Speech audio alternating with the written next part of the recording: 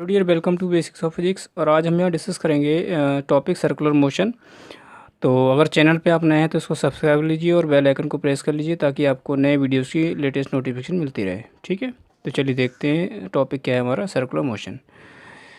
देखिए, अगर हम बात करें थ्योरी वाइज तो पहले थ्योरी वाइज समझ लेते हैं इसको। As we know that the acceleration of a body moving in a circle, ठीक है, ऑफ रेडियस आर, एक बॉडी है जो कि सर्किल में मूव कर रही है, उसके एक्सेलरेशन की बात हो रही है। ठीक है, as we know that the acceleration of body moving in a circle of radius R with uniform speed V, मतलब एक सर्किल इसकी रेडियस क्या आर है और उस यूनिफॉर्म स्पीड वी से वो क्या कर रहा है, मूव कर रहा है बॉडी। तो उसका एक्सेलरेशन कितना होता है, बी स्क्वायर अपॉन आर। कितना होता है, बी स्क्वायर अपॉन आर। तो डायरेक्टेड टूवर्ड द सेंटर, जो कि सेंटर की तरफ हमेशा लग रहा होता है, कितना होता है, बी स्क्वायर अपॉन आर, जो कि सेंटर की तरफ हमेशा लग रहा होता है। And centripetal force for circular motion, और सर्कुलर मोशन के लिए जो सेंट्रीपिटल फोर्स की रिक्वायरमेंट होती है वो कितनी होती है आपकी, F is equal to M V square upon R. मतलब क्या हुआ कि अगर कहीं पे सर्कुलर मोशन है और एक ऑब्जेक्ट जो जिसका मास m है वो b स्पीड से किसी सर्कुलर मोशन के लिए कर रहा है, ठीक है, यानी सर्कुलर मोशन में सर्किल में मोशन कर रहा है विद स्पीड v और मास m, और एक सर्किल जिसकी रेडियस r है, तो उस पर एक सेंट्रीपिटल फोर्स लगता है f is equal to M V square upon. देखिए ऐसे मान लो ये कोई सर्किल है, ठीक है, और इस सर्किल की रेडियस क्या है, r है, सेंटर से डिस्टेंस r है ये, और b स्पीड से कोई ऑब्जेक्ट मूव कर रहा है जिसका मास m है। तो सेंटर की तरफ हमेशा क्या लगता है, एक फोर्स लगता है जिसको हम बोलते हैं सेंट्रीपिटल फोर्स। ठीक है, ये सेंट्रीपिटल फोर्स कहीं ना कहीं से आ रहा होता है। ओके, और एक्सेलरेशन की बात करें तो एक्सेलरेशन भी लग रहा होता है कितना, बी स्क्वायर अपॉन आर, जो हमने ऊपर डिस्कस किया था। तो दो चीज़ हमने यहाँ पे समझी कि अगर सेंट्रीपिटल फोर्स है M V square upon R तो सर्कुलर मोशन होगा, और सेंटर की तरफ एक एक्सेलरेशन आ रहा होता है बॉडी का जो कि बी स्क्वायर अपॉन आर की फॉर्म में होता है। ठीक है, तो अब हम यहाँ पे डिस्कस करेंगे कि जो सेंट्रीपिटल फोर्स है वो किन फैक्टर से आ रहा है। तो यहाँ पे बेसिकली हम डिस्कस करेंगे फ्रिक्शन फोर्स, ठीक है, क्योंकि हम टॉपिक फ्रिक्शन के चैप्टर से उठा रहे हैं। तो फ्रिक्शन फोर्स की वजह से सेंट्रीपिटल फोर्स आ रहा है, जिसकी वजह से मोशन पॉसिबल है बहुत सारे ऑब्जेक्ट्स के।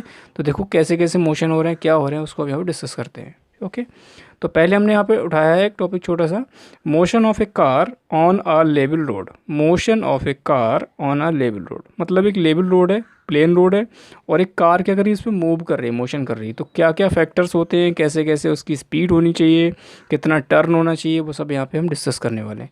तो देखिए फ्लैट रोड है आपकी, और एक कार है जिसका वेट क्या है, mg, और इस वेट के हिसाब से इस पर एक नॉर्मल रिएक्शन लग रही है n, है ना। और कार के टायर और सड़क के यानी रोड के बीच में एक फ्रिक्शन आ रहा है जिसकी वजह से कार टर्न कर पाएगी। जैसे लेबर रोड पे चल रहे हैं तो आपको टर्न लेना है, तो टर्न कब पॉसिबल होता है, टर्न पॉसिबल होता है जब टायर और रोड के बीच में फ्रिक्शन आए। अगर ऐसा पॉसिबल नहीं तो टर्न पॉसिबल नहीं होगा, फिसलन वहाँ पे हो जाएगी, यानी कार फिसल जाएगी। ठीक है, कैसे वो देखो आगे। तो यहाँ पे फोर्स की बात करते हैं, कार पे कौन कौन से फोर्स हैं। देखिए वेट है कार का जो डाउनवर्ड डायरेक्शन में, ठीक है, एक फ्रिक्शन फोर्स है जो कार और रोड के बीच में लग रहा है, ठीक है, एक नॉर्मल रिएक्शन है जो वेट को बैलेंस कर रहा है, ठीक है।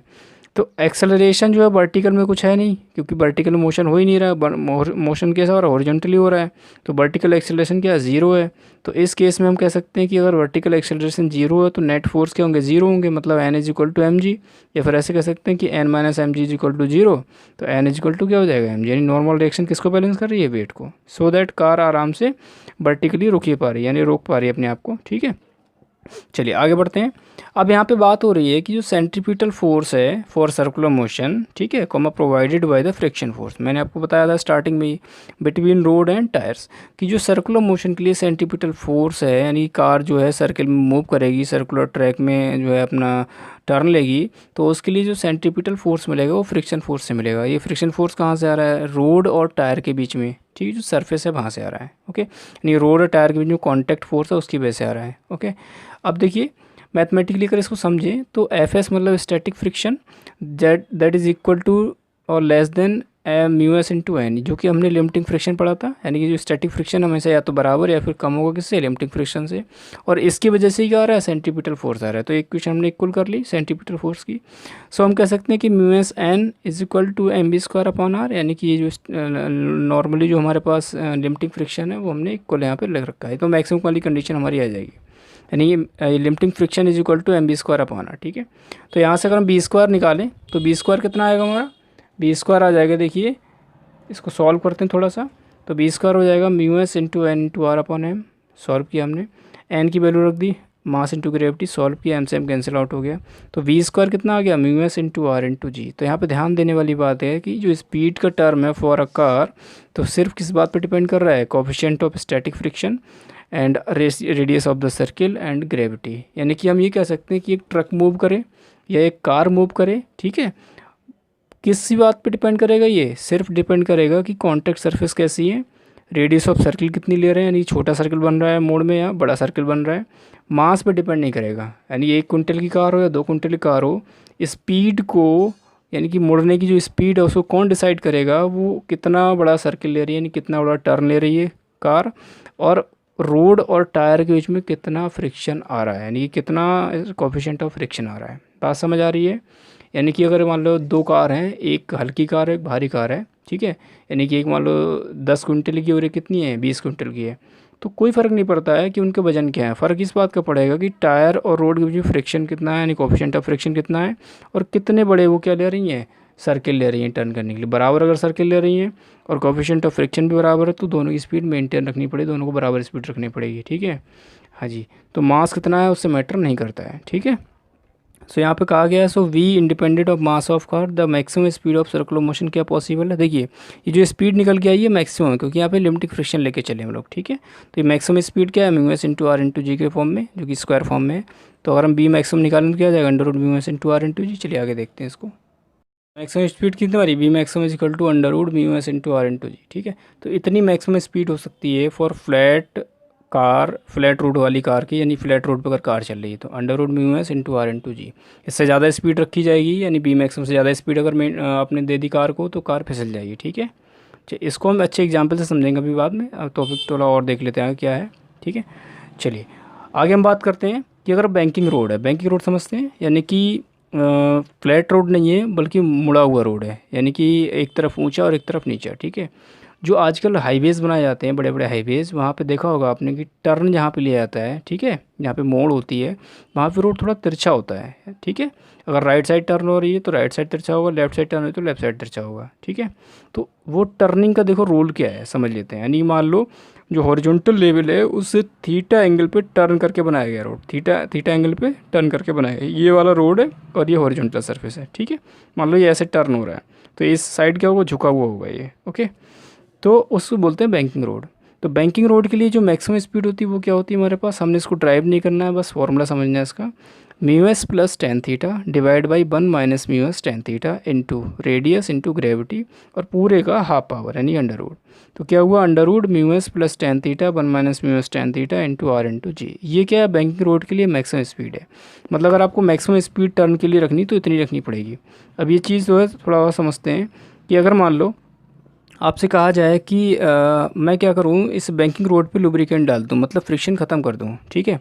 तो फ्रिक्शन ख़त्म कर दूँ तो क्या कार फिसलेगी, ये कार मुड़ेगी, तो कार देखिए नहीं फिसलती है, जबकि फ्लैट रोड पे फिसल जा रही थी, यानी फ्रिक्शन ख़त्म कर रहे थे तो कार की स्पीड 0 हो जा रही थी। लेकिन यहाँ पे ऐसा नहीं हो रहा है।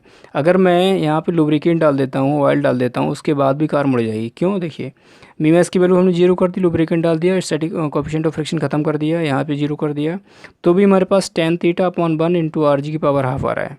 तो इसका मतलब लुब्रिकेशन के बावजूद जो है बैंकिंग रोड जो है कंफर्टेबल है, बैंकिंग रोड क्या है, करवा पा रही है, क्या मोशन करा पा रही है, सर्कुलर मोशन यानी कि रोटेशन हो पा रहा है, ठीक है।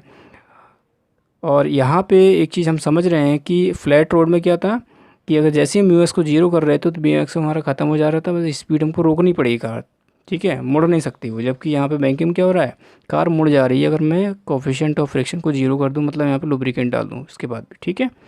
तो इस चीज़ का हम ध्यान रखेंगे यहाँ पे। तो एडवांस ही टेक्नोलॉजी है ना, बैंकिंग रोड की टेक्नोलॉजी है, एडवांस है, सो दैट अगर फ्रिक्शन ख़त्म भी हो जाए तो भी कार आराम से मुड़ जाएगी, जबकि फ्लैट रोड में ऐसा नहीं होता है। तो इसीलिए जो हाईवेज़ बनाए जाते हैं वो थोड़े से तिरछे बनाए जाते हैं मुड़ने वाली जगह पे, ठीक है। चलिए आगे देखते हैं। V maximum for banking road जो है वो ज़्यादा होता है V maximum for flat road, ठीक है। तो मैक्सिमम का जो बैंकिंग रोड है, ये तिरछे रोड है, उनके जो बी मैक्सिमम होता है वो ज़्यादा होता है किससे, बी मैक्सिमम फॉर फ्लैट से, ध्यान रखना है हमको। हाँ, मैंने जो ऊपर डिस्कस किया था कि मैं म्यू एस को 0 कर दूं, मतलब लुब्रिकेशन कर दूं, यानी कि कोएफिशिएंट ऑफ स्टैटिक फ्रिक्शन को 0 कर दूं, तो भी हमारे पास स्पीड आती है किसमें, बैंकिंग रोड में, यानी कार को मुड़ने की स्पीड होती है R into G tan theta half, ठीक है। चलिए आगे बढ़ते हैं। So at this speed there is no need of friction, बिल्कुल सही बात है, फ्रिक्शन की नीड नहीं है वहाँ पे। Force of driving a car on bank road, यानी जो तिरछे रोड है हमारे, उन तिरछे रोडों पे नीड ऑफ फ्रिक्शन की ज़रूरत नहीं भी हो सकती है अगर आपको मोड़ना है कार, और नॉर्मली भी अगर फ्रिक्शन नहीं है तो भी कार आराम से टर्न हो जाएगी, ठीक है। फ्लैट रोड पे ऐसा नहीं होता है। अच्छा, एंगल कितना होना चाहिए? एंगल के लिए हमारे पास एक फॉर्मूला होता है, tan theta is equal to V square upon R into G. Tan theta is equal to V square upon R into G, ठीक है। Tan theta is equal to V square upon R into G, ये होता है आपका angle. यहाँ से angle निकाल सकते हैं, कैसे निकालेंगे? Theta is equal to tan inverse V zero square upon R into G. V naught बोल सकते हैं, बी जीरो बोल सकते हैं, इतना एंगल होता है। यानी बी नॉट की वैल्यू, स्पीड की वैल्यू, रेडियस की वैल्यू एंड ग्रेविटी वैल्यू रखेंगे तो आपको थीटा मिल जाएगा, ठीक है। चलिए आगे बढ़ते हैं, इसमें देखते हैं क्या है। जो भी हमने यहाँ पे डिस्कस किया सर्कुलर मोशन में, है ना, कि फ्लैट हो रोड या फिर बैंकिंग रोड हो तो किस तरह से हम लोग जो है वहाँ पे स्पीड को मेंटेन करते हैं, फ्रिक्शन कहाँ चाहिए कहाँ नहीं चाहिए। हमने देखा था कि फ्लैट रोड पे आपको फ्रिक्शन की नीड है, इंपॉर्टेंट है, ज़रूरी है, लेकिन बैंकिंग रोड पे अगर फ्रिक्शन नहीं हो तो भी वहाँ पे काम चल रहा था, ठीक है। तो यहाँ पे आपको एग्जांपल से समझाते हैं कि अगर स्पीड को मैक्सिमम स्पीड से कम या ज़्यादा रखें तो क्या फ़र्क पड़ेगा। हमने आपको बताया था फ्लैट वाले केस में कि अगर हम फ्लैट वाले केस में मैक्सिमम स्पीड से ज़्यादा स्पीड दे देंगे, ठीक है, जो कि म्यू एस आर इंटू जी की फॉर्म में था, तो वहाँ पे फिसलन होगी, यानी कि जो कार है या जो ड्राइविंग हो रही है जिस भी व्हीकल की, वो फिसल जाएगा, ओके। लेकिन अगर हम मैक्सिमम स्पीड से कम रखेंगे तो हमारी कार टर्न कर जाएगी, वहाँ पे फिसलन नहीं होगी। तो उसी क्वेश्चन को यहाँ पे हम लेते हैं। देखिए, ये cyclist speeding at 18 kilometre per hour on a level road, level road की बात हो रही है, टेक्स शार्प सर्कुलर टर्न, वो क्या कर रही है? सर्कुलर टर्न ले रही है अचानक, of radius 3 metre, 3 metre radius का सर्कुलर टर्न ले रही है, without reducing the speed. Without reducing speed मतलब जिस स्पीड से आ रही थी उसी से वो टर्न ले रही है बिना रोके, बिना स्पीड को कम करे, तो फिसलन के चांस ज़्यादा हैं, देखते हैं कि नहीं है।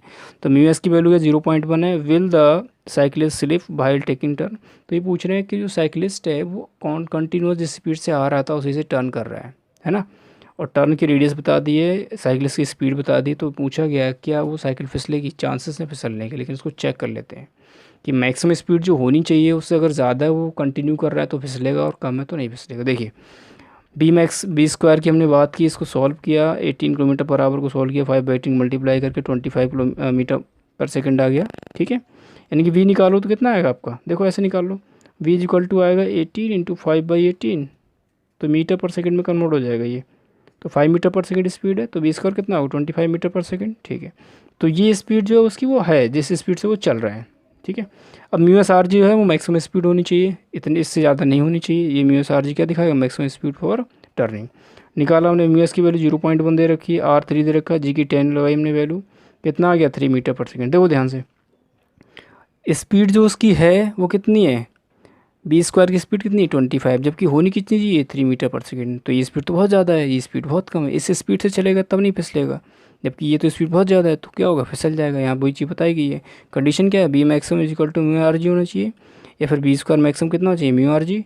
तो बी स्क्वायर मैक्सिमम हमारा 25 मीटर पर सेकेंड आ रहा है, जबकि म्यू आर जी कितना 3 मीटर पर सेकेंड, तो ये तो इक्वल ही नहीं, ये तो बहुत ज़्यादा है। तो इस केस में क्या होगा? साइकिलिस्ट स्लिप कर जाएगा, ठीक है। तो इस छोटे छोटे कॉन्सेप्ट्स हैं, छोटे छोटे टॉपिक्स हैं हमारे, जिनको हमने यहाँ पे डिस्कस कर रहे हैं, और कोशिश की जा रही है आपको समझाने की, है ना। और अगर कोई डाउट है फिर भी इस टॉपिक को लेके तो आप मुझे कमेंट सेक्शन में बताइए, मैं उसको सॉल्व करने की कोशिश करूँगा। एंड इन्फॉर्मेशन अगर अच्छी लगी हो तो ये शेयर करो, और बाकी स्टूडेंट्स को भी तक पता चले कि टॉपिक्स में क्या चल रहा है क्या नहीं चल रहा है। And thanks for watching.